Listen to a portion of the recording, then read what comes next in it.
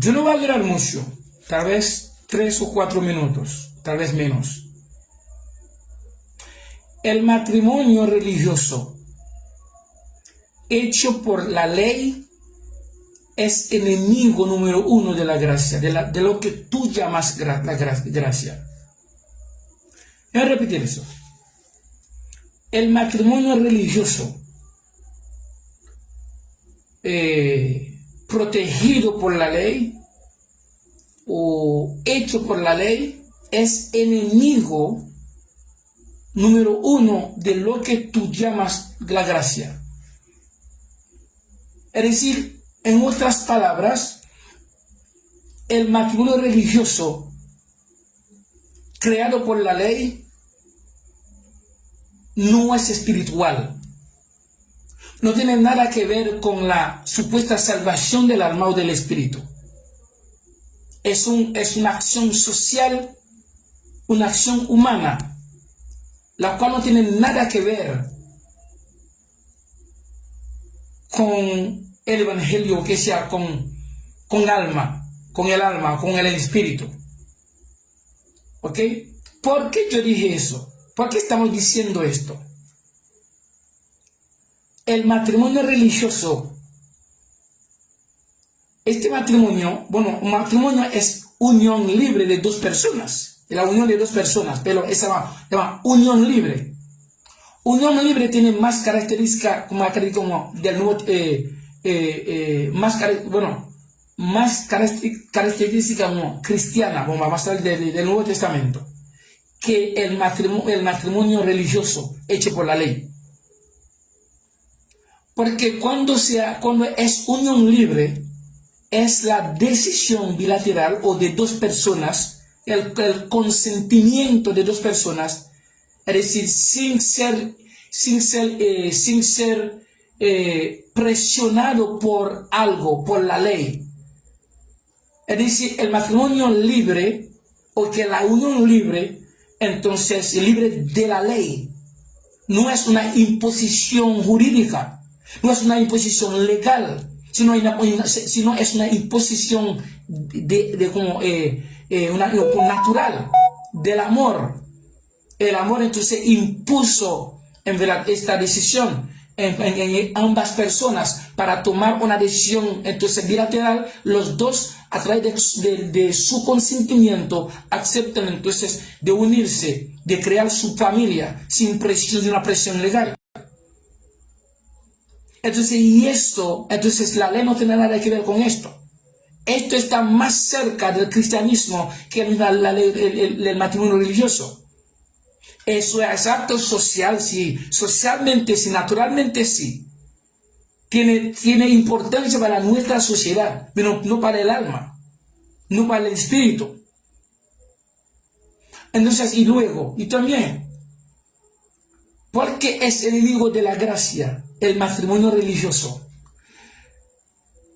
Porque según la Biblia que nosotros tenemos en nuestras manos, la Biblia dice, Cristo entonces destruyó, eliminó la ley para traer lo que tú llamas la gracia. Según los judíos tenían esta ley como enemiga de ellos. La ley era un obstáculo para la liberación espiritual de ellos, pero no de los gentiles. Entonces, ahora, la misma Biblia, el mismo Nuevo Testamento dice, el pecado es la transgresión de la ley, es la violación de la ley. Pablo responde, dice, donde no hay ley, no hay transgresión.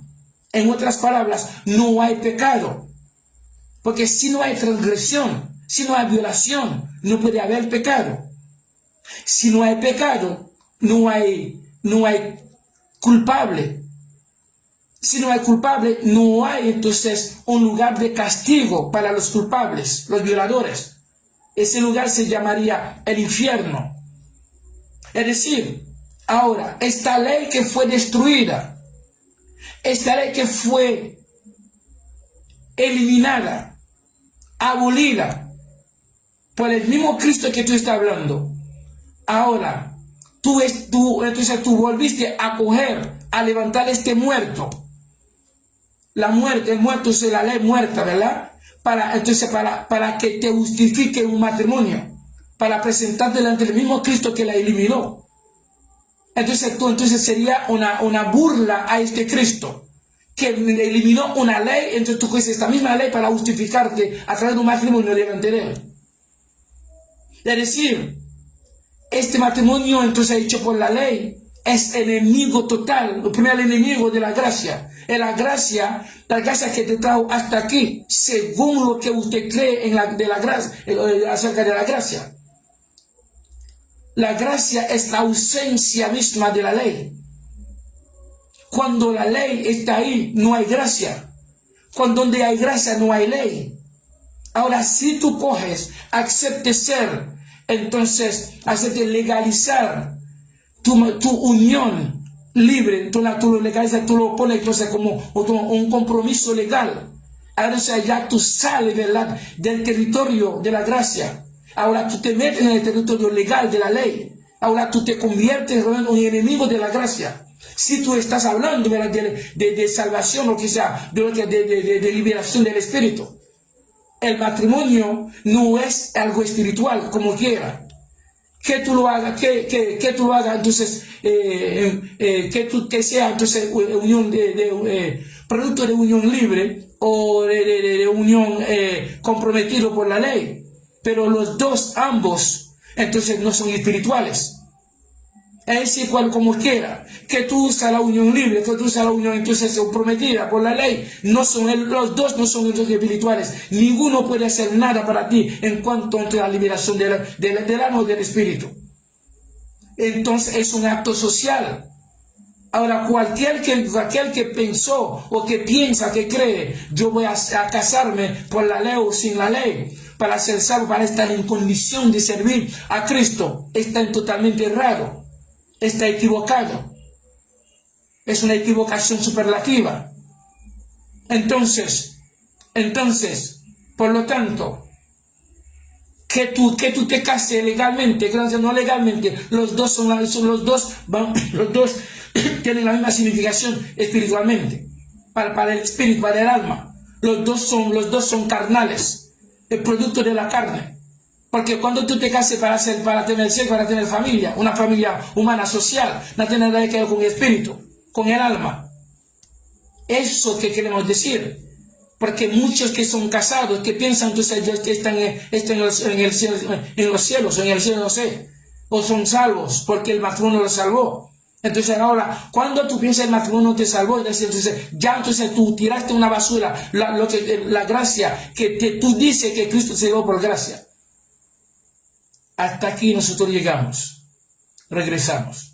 Que el Señor, con la palabra, entonces sigue según su voluntad, dando a usted o a ustedes, entonces inteligencia, según la voluntad de la palabra.